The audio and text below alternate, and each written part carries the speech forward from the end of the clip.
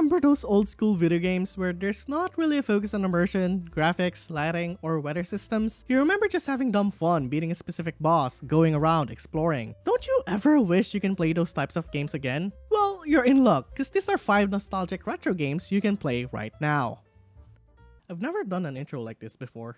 For number 5, we have Songs of Conquest. Songs of Conquest is a turn-based strategy game developed by Lava Potion and published by Coffee Stain Publishing. Inspired by the 90s classics such as Heroes of Might and Magic 3, it's a turn-based strategy adventure game that fuses RPG, tactical combat, and kingdom management. There's not a lot of these types of games nowadays, and if there is, it's probably not as good as this one. As you can see, artistically, this game oozes charm and style. Being a pixel art game, you battle armies, collect resources, build an empire, and venture into biomes with unique enemy factions, environments, and battlefields. This game is currently on early access, but the progress for this game is going extremely well. There's even a clear roadmap for this game right now, adding multiplayer improvements, new maps, new languages, a random map generator, a map editor, new factions, as well as a bunch of battle improvements such as more spells, traits, and abilities. What's cool is that they're trying to modernize the genre without it losing too much of its soul in the process. And yes, that's a thing. They even added light role-playing elements to the game. You can play this game solo if you want, or better yet, try to create your own skirmishes against the AI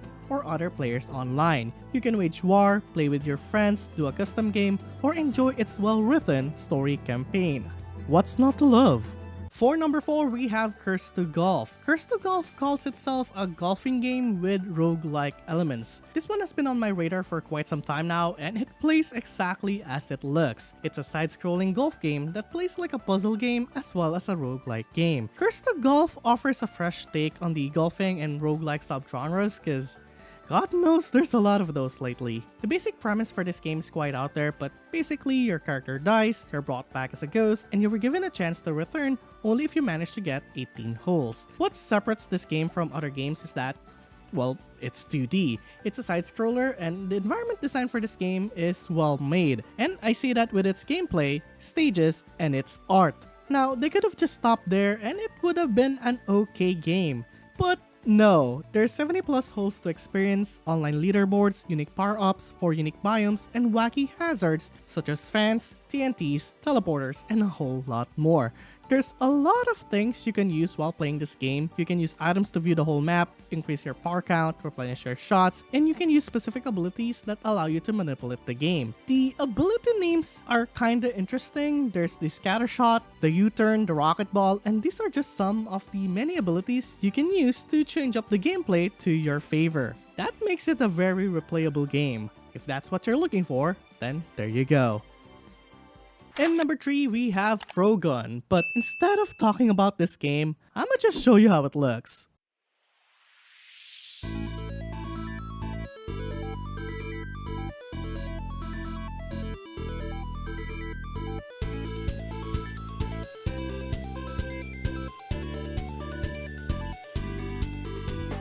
If that doesn't scream retro, then I don't know what to tell you. Frogger is a game inspired by those old school platformers with the soul of the PS1 and N64 era. Only this time you have a frog-shaped grappling hook as opposed to a body-possessing hat. It's rated very positive on Steam. You explore colorful levels, freezing snow, scorching lava, rocky mountains, all while enjoying its modern representation of the low poly aesthetic. This game is extremely fun. It brings back a lot of childhood memories wherein you just sit back and enjoy the game. There's obviously a lot of these types of games already, but none of them uses this art style this effectively. So I placed Frogun here. There's even a photo mode to those who love that mechanic. I don't even know why there's a photo mode. It's a low poly game, but there you go.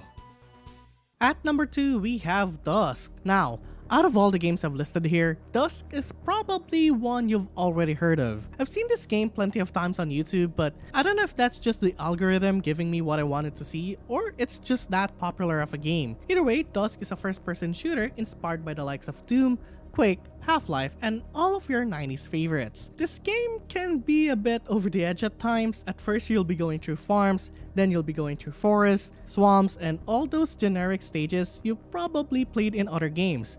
Then it just gets weird. Now, I'm not gonna spoil too much for this game, but be prepared when you start playing this game. There's 3 distinct handcrafted campaigns with multiple difficulty options for every kind of player, from beginners new to first-person shooters to masochistic ones just looking for that extreme challenge. You can use sickles, swords, crossbows, rifles, dual-wielded guns, double-barreled shotguns, grenades, rocket launchers. There's a lot of weapons in this game, and it's one of the many things that makes this game special. That and how amazing the level design for this game is. In addition to the main campaign, Dusk features an endless survival mode, putting you front and center against wave after wave after wave of merciless enemies. And if that's your cup of tea, then you'll find that here. And finally, at number 1, we have Gloomwood. Have you ever played Thief? No, not that. This one. It's a great game, but you have to admit, sometimes it's rather difficult to play since we're so used to modern mechanics already. Now, imagine Thief, but with guns. That's this game. Gloomwood is a stealth horror game made by the same producers as Amid Evil, Ultra Kill, Fate, and Dusk. You know, the other game. Now, I've played the demo for this game and it treats stealth the very same way Thief did. It focuses on sound and light to track your visibility, and it's masterfully well done. If you do get spotted, you can use multiple weapons to somehow fight back, but don't be fooled. This is not an action game. It's a stealth horror game, true and true. You get a sword, a revolver, a shotgun, some traps, harpoons, and the ability to eavesdrop. That one is not really a weapon, but you can do that here. What's nice is that the world is full of objects to pick up, throw, climb, smash, and use to your advantage. And we all know how useful that is when it comes to these types of games.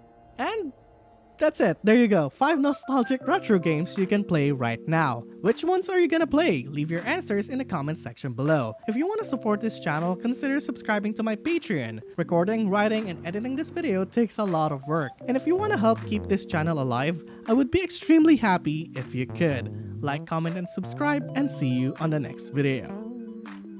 I'm really craving for bread right now.